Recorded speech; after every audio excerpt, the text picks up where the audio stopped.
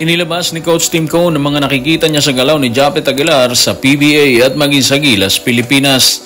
Iginiit naman ni PBA Commissioner Willie Marcial na hindi pa rin ligtas si Sistan sakaling maisipan itong bumalik sa PBA matapos magretiro.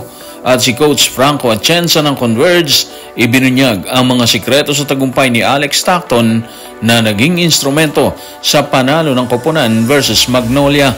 Tutukan po natin ang lahat ng yan, pero bago yan, paki-subscribe, like, and share na lang muna para pareho tayong updated. Isa sa mga bala ni Coach Tim Cone sa Barangay Ginebra at Gilas, Pilipinas si Japet Aguilar. Sa nakaraang conference ng Governor's Cup sa edad na 37, binalikat ni Aguilar ang sentro ng Ginebra hanggang sa finals pero yumukod sa TNT Tropang Giga. Kaya naman hindi napigilan ni Coach Tim ang sarili nang matanong tungkol kay Japet Aguilar. Narito ang kanyang pahayag.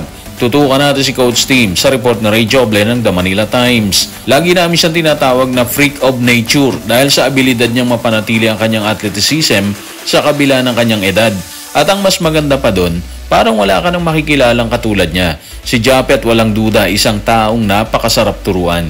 Obvious naman nakakaiba talaga si Japet. Ang laki ng puso niya sa bakbakan ha. Kahit may edad na siya, 37, kayang-kaya pa niya sumabay sa mga kabataan sa ngayon. 15 years na siya dito sa PBA pero makikita mo pa rin yung athleticism niya talaga. Nung nagdaang conference, Governor's Cup, ang laki ng ambag niya doon kahit hindi nila nakuha kampyonato. Wala kasing big man ng Ginebra kaya sa balikat niya lahat nakapatong yung gitna, di ba? Ang tingin naman natin doon, successful naman siya doon.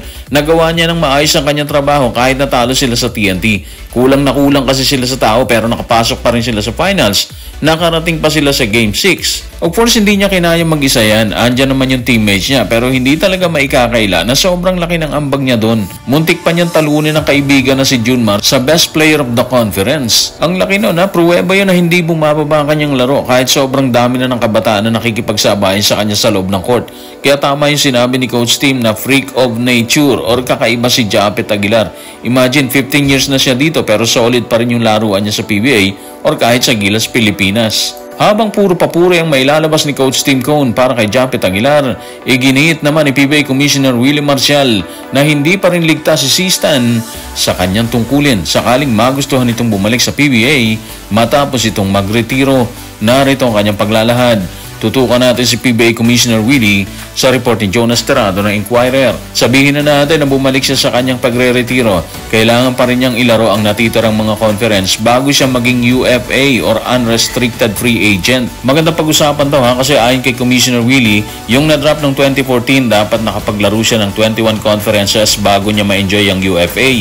Sa ngayon, base po kay Kume, hindi pa applicable kay Sistan ng UFA dahil meron lang siyang 15 conferences or 15 conference pa lang ang nailalaro niya. Suma total, kailangan pa ni Sistan ng 6 na conference para maideklara siyang UFA ng PBA. Para wala ng hassle kung saan man niya gustong team na maglaro, hindi ba? Ito yung magiging problema ni Sistan sakaling maisipan niyang bumalik sa aksyon kung tutuluyan niya talagang magretiro sa PBA. Ang problema pa rin siguro is kung mag-offer kay Sistan ng terafirma bago matapos ang kanyang kontrata ngayong Disyembre. Alam niyo rin naman siguro yung mga sinabi ni Commissioner tungkol dyan, di ba? Sabi niya mag-offer ang terafirma kay Sistan bago mag-expire para mapanatili ang rights nila dito. Ayon pa rin kay Kume, hindi na mahalaga kung sumagot si Sistan sa alok ng terafirma. Ang mahalaga daw kasi is nag-offer ang team para makuha pa rin nila yung rights. In short, bukod sa kailangan laruin ni Sistan ng 6 na conference, terafirma pa rin ang may huling say sa kanya sakaling bumalik siya matapos ang retirement niya. Yun yung dalawang mabigat na bagay para kay Sistan. Imagine nagretiro ka dahil ayaw mo na maglaro sa terafirma tapos kung babalik ka, sila pala ulit ang babagsakan mo. Kung tila hindi pabor ang sitwasyon kay Sistan sakaling piliin niya magretiro at magbalik sa PBA, tila tuloy-tuloy naman ang pananalasa ng Converge sa pangunguna ni Alex Stockton na nagtala ng 18 points, 7 rebounds at 10 assists versus Magnolia. Tanong, ano ang masasabi ni Coach Franco Atienza tungkol kay Alex Stockton? Tutukan po natin si Coach sa report ni John Ballesteros ng One Sports. Nakita nyo nung lumabas si Alex Stockton sa FEU, isa lang ang skill nito, depensa. Sa mga naghahangad dyan ng magbasketball, yung hard work at saka yung dedication you put in the game, hindi madedefeat ng kahit na ano yun. Hindi rin mabibili yun, nandito lang sa puso yan. So yung dedication and hard work, it works talaga. Kung wala ka at gusto mong i-develop, ito yung testament nun. So, nung last conference, nagpakita na ng matindi si Alex Stockton, di ba? Nakarating na rin sila sa Game 5 ng quarterfinals versus SMB.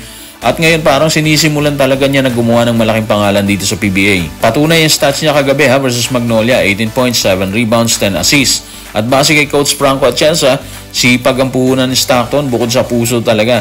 Masipag sa training. In fact, sabi niya, siya yung napapagod sa mga extra practice ni Stockton dito sa team. Ibig sabihin, desidido siyang gumanda ang kanyang estado hindi lang sa team, kundi maging sa kabuuan ng PBA. Sa ngayon, 2-1 na sila. Nanalo na sila sa Magnolia at sa Jeep. Yumukod lang sila sa Hong Kong Eastern. Pero naniniwala tayo na sa attitude na pinapakita ng players ng Converge, hindi lang si Stockton kasi kahit si Arana, sobra din yung kanyang inilabas na performance. Meron siyang 24.7 rebounds versus Magnolia. Paniwala talaga tayo na may mararating ang Converge. Andyan din si Heading at si Raal na nagtala ng 8 at 10 puntos ayon sa kanilang pagkakasunod. Tapos paparating din si Justin Baltasar matapos ang MPBL. So posible talaga na mas malayo pang mararating ng Converge lalo na kapag nabuo na ang chemistry nila dito. Sigurado magiging mahirap silang kalaban. So guys, maraming salamat.